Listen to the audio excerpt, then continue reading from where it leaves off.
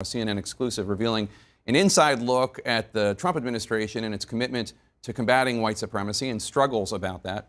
Multiple current and former senior Trump administration officials and others close to the administration tell me that for more than a year, White House officials rebuffed their colleagues at the Department of Homeland Security who are trying to include domestic terror threats, such as those from white supremacists, as a greater priority, one specifically spelled out in the National Counterterrorism Strategy that was issued last November. A senior source telling me, quote, Homeland Security officials battled the White House for more than a year to get them to focus more on domestic terrorism. The White House wanted to focus only on the jihadist threat, which, while serious, ignored the reality that racial supremacist violence was rising fast here at home. They had major ideological blinders on, unquote.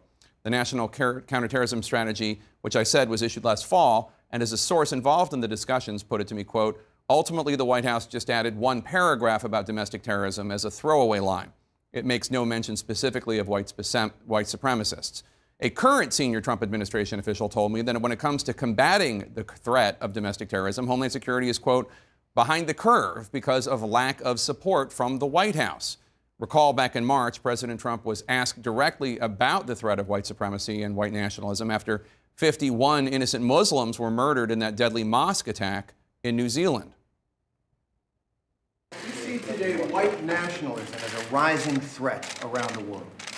I don't really. I think it's a small group of people that have very, very serious problems.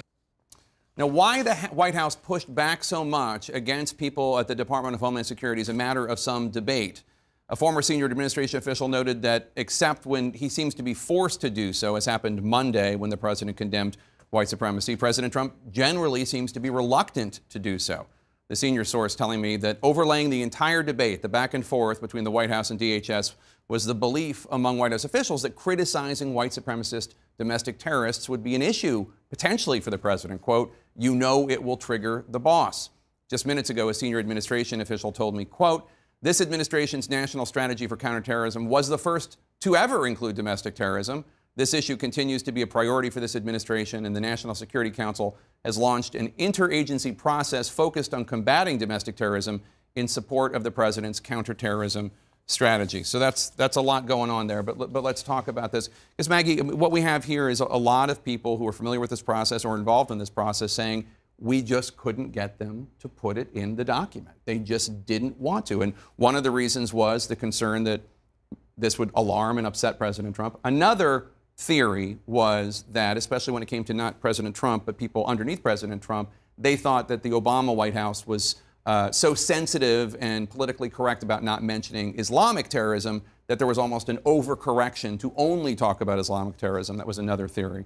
But what's your reaction? I mean, among the many issues is that there's no one who can actually who is willing to say clearly why this is happening, right? So all we are left with is theorizing.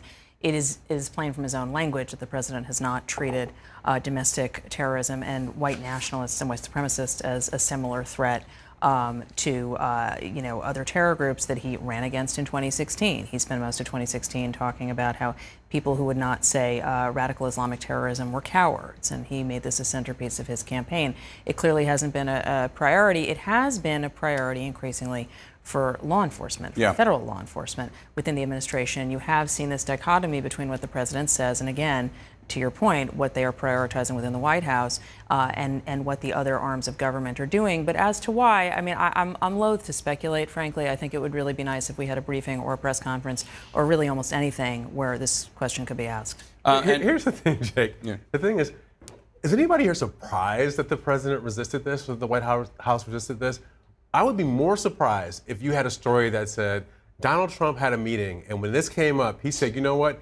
Those rats, they are infesting the country. I want you to go get those white supremacists. We're going to send the military and the Border Patrol and whatever we have to do to go get them. But that's not what he says when it comes to white supremacists, white nationalists. That's what he says when it comes to Mexicans and migrants and people who are here seeking asylum. That's when he goes after humans who are just trying to get a better life, not the people who are trying to restrict Americans from having a better life. And the FBI Director, Christopher Wray, just testified, and he was appointed by President Trump, that domestic terrorism, the number of arrests is about the same as international terrorism, and most of those are white supremacists. Well, yes, but I think the president has been very clear, even before these incidents happened, that all types of terrorism, and I think it's an oversimplification, is his point, is just say it's white supremacists or to have some political line that satisfies a segment of the society. He's talking about all terrorism. He made references to Antifa, for example, trying to have that designated as a terrorist organization.